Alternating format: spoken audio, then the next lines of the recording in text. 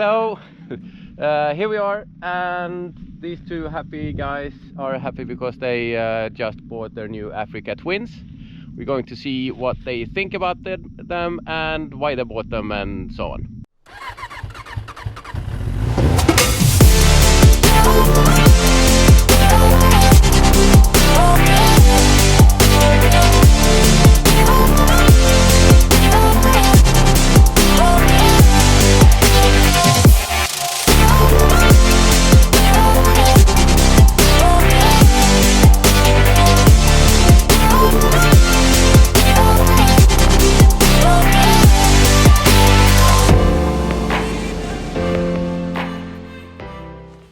So this is the new bikes for Nomad Sweden. So we have two new AfricaTwin Adventure Sports. The 790 was a bit. We do some long distance travel, and it was always a little bit of a nervous situation about the KTM because it's not so durable. So when we went for our long trip to Croatia, I was always worried if it's really going to make it the whole way. Okay, and also when it comes to the KTM, the saddle was very hard. So my buttocks was quite red after a long day riding in the heat. So it was so for long distance traveling, the KTM was not optimum. And so for me, I wanted something more of a, I could use it for the off-road. It's a bit heavier, but I also wanted something that is more comfortable when driving the long distance traveling. I had a BMW 850 Adventure. What was wrong with the BMW? Yeah, what's wrong with it? Why did you buy a new bike? We wanted a new bike. I don't like this BMW 850 because it was very too heavy. The engine was a bit slow, saggy. We tested the AfricaTwin a year ago. Yeah. Almost. And after that we said, that's the bike. I felt in love immediately. Do you have the DCT? No DCT, absolutely not. Absolutely no DCT. No DCT. I used to have a DCT. I had the AfricaTwin 2016 with a DCT. And I sold it after about half a year. So I didn't like that. So we went with the manual one. Yeah. And it saves some weight also. Yes. About 10 kilograms. 10 kilo, yeah. Quality, finish, compared to your old bike? Yep. Compared to the KTM, it's a difference.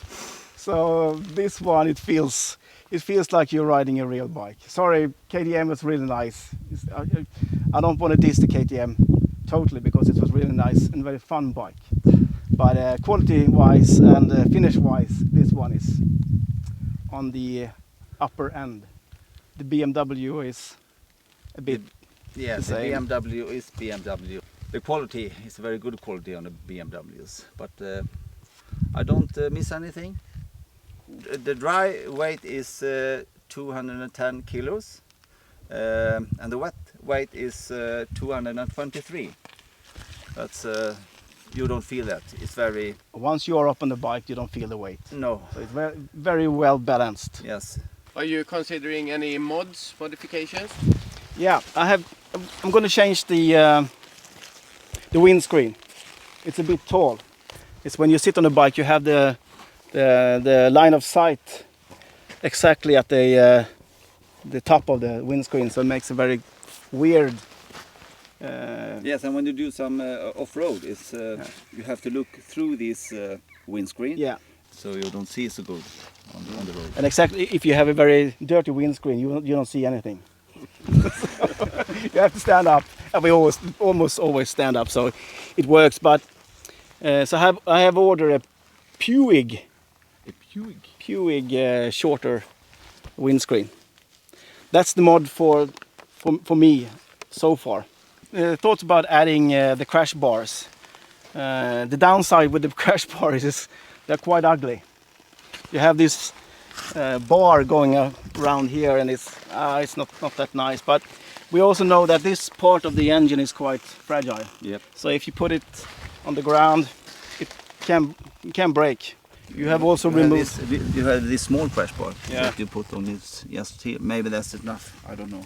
So when it comes to AfricaTwin, the new models, they have two different kinds, actually three kinds, but two major kinds. So this is the Adventure Sport. The Adventure Sport has a bigger tank. It has tubeless tires, the heating grips, and so it's a lot of electronics also. But the reason why I didn't went for the small one with the smaller tank is for the tubeless tires. I like the tubeless tires. So if it's easier to mend on the track. So I feel a bit like a cow, you know, when riding, because the tank is a bit wide. But it's something I have to get used to. The third variant of the AfricaTwin is the AfricaTwin Adventure Sport with the electronic suspensions. It adds weight, so we didn't go with that one. And money. And money also. The downside on this bike is this panel. It's very slow. It's a long booting time. Yes, long booting time. Okay, And so then, it's starting up now. Okay, we have some warning text. Yep. Yeah. And then you have to press OK. Yep. And then when you press OK, you see the panel, but it's still not done because it need maybe 30-40 seconds more. Look at the display. It's a lot of settings, and so I understand why people find it quite confusing in the beginning. But when you get a hang of it, it's quite easy. In the display, you have a lot of settings, a lot of settings. So you can change mostly everything.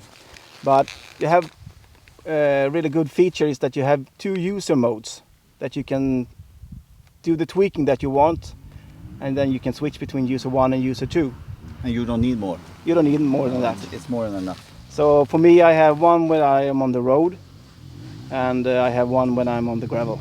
Yeah. So you are happy with the Hondas? Yes, we are very happy with the Hondas. I like the engine. The engine is wonderful. I used to have a lot of stops. I stole the engine on the KTM. I stole the engine quite often, but on this, I don't stole it. KTM. Yeah, we stole the KTM.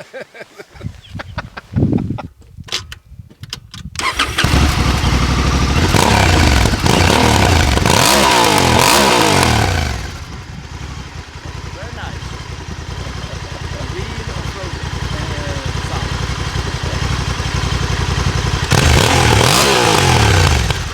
Tenere 700, is it so much smaller than the AfricaTwin? No. The Tenere is, the tank is higher, right? A little bit. Little bit. The lid.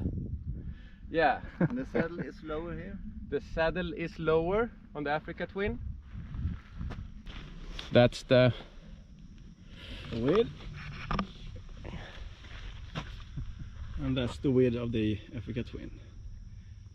so it's not that much bigger than the Tenere. No, it's not. It's a bit wider. Noticeable is the tank, of course. The Tenere is a lot thinner. Yep. Okay, and 20 kilos extra, but a bit lower center of gravity. Yeah. Yeah. Okay. Cool. And 30 more horsepowers. But I'm sticking to the Tenere. I'm keeping my Tenere. He will come to his senses soon.